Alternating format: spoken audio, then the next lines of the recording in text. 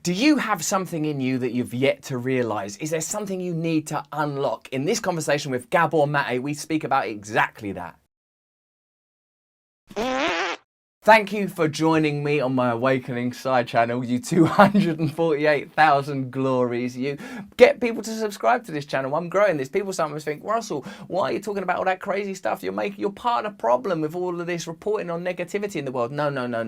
The main channel is about awareness. This channel is about awakening. And Gabor Maté is a great teacher. I consider him a mentor and a friend. His work around addiction is literally, I believe, peerless. His compassion is incredible, and it's my belief, of course, that addiction is a type of mental illness that we all suffer from to one degree or another. In this conversation, we get deep into creativity, unlocking yourself, finding out who you really are, and the challenges we face in a restrictive and repressive world. This conversation took place on my podcast, Under the Skin, available from Luminary. You can get it anywhere in the world if you've got Apple, and you can download it on most things, and there's all sorts of deals going on. You should really consider getting it. I want you to stay to the end of this video and hit me up in the comments below and tell me what you think, what your challenges are, and what type of content you want to see more of from me.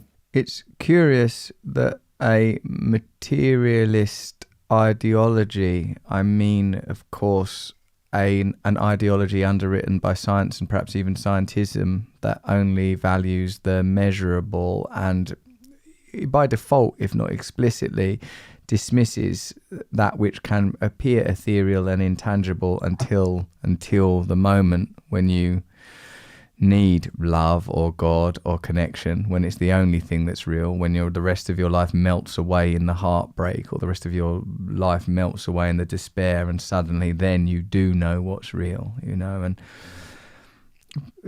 some of the stuff we were talking about in the earlier part of the conversation about sort of not being granted access to these spaces, feeling like we're in a neurological trap, like a cul-de-sac, a synaptic cul-de-sac that we've been sort of navigated into. I feel that this is, I don't know that it matters whether it's deliberate or not, but I feel that this is what's happening. And I feel that where we are, Gabor, is on the periphery of a necessary spiritual awakening, that this is what we're trying to provoke, that it's a kind of an epiphany jump start is what's required, an epiphany jump start. And I know you've had, even relatively recently, kind of profound spiritual experiences, and that your curiosity is kind of undimmed, and your honesty and your openness and your willingness to admit to your fallibility. Sometimes when I meet people that don't have that capacity, I feel like I'm talking to a screen or a veneer if I don't get that feeling of people's ongoing fallibility, that they're human like me. And how do you see your role as an elder now? How do you see your role? How do you see your role as a public speaker? And what is, I guess when you've written a book, and particularly someone like you who writes a book like very judiciously and diligently and over years, does that become epochal, like a personal epoch, that you feel like now your duty is to convey this, to embody its understanding, to convey it, to bring it to people? Is that where you see yourself now? Or does it feel like that you're still sort of entrenched in the personal? Well, how do you see it how do you see the duties of the next couple of years? Well, so before I answer the question, let me riff a bit on something about how you talked about these. In introduction to this question, you said something about things that we don't see, things that are not material. So I'm going to quote you a great scientist. Her name is Candace Pert, and she's the one actually that found the receptors for endorphins in our brain, in our bodies. So the endorphins are internal opiates, and they have a lot to do with opiate addiction, but also with life in general. And she writes in her book, Molecules of Emotion, that unless we can measure something, science won't concede it exists, which is why science refuses to deal with such non-things as the emotions, the mind, or the spirit. And what Candace Pert showed in her work is that these non-things, so-called non-things, actually have a material substrate in the body. For example, through the receptors for endorphins, and the endorphins make possible love. Now, love, you can't show in a test tube. You can't measure love in a test tube. Therefore, it doesn't exist, scientifically speaking. But try and living a life without it, or see what happens to any creature, mammalian creature, even a bird, let alone a human being, that doesn't receive love. And so there's a physiological substrate for these so-called non-things. And unfortunately, our science largely, despite all kinds of scientific evidence, by the way, all science tends to ignore all that. At least we ignore it in practice, and certainly in medical practice. Now,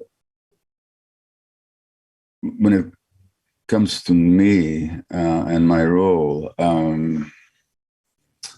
many years ago when I was in medical practice, I had a patient whose name was Warren Tallman. And Tallman was a very well-known Canadian poet, and he was a professor of English at the University of British Columbia. And one would come and see me with whatever issues he was dealing with in a medical sense, but we'd have these Conversations. And I'd say to him, this is in my 40s, maybe even early 50s. And I say to him, Warren, I feel like I want to write, but I don't know what.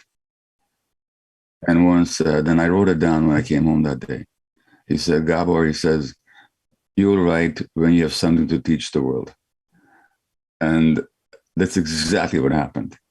Once I started figuring certain things out, and how the reality that I observed and perceived and felt was not being presented to the world, I thought, I got to write. And there's another Hungarian physician, his name was Hans, or János, this is a Hungarian name, Selye, S-T-L-Y-E. And Selye came from Hungary like me and came to Canada decades, in the 20s. And he's the one that did all the research on stress. And he's actually coined the word stress the way we use it today. And he's one of these forgotten figures that should have won a Nobel Prize. And at his time, he was very well known. It's just that, people don't talk about him much anymore. But he said, he wrote this famous book called The Stress of Life.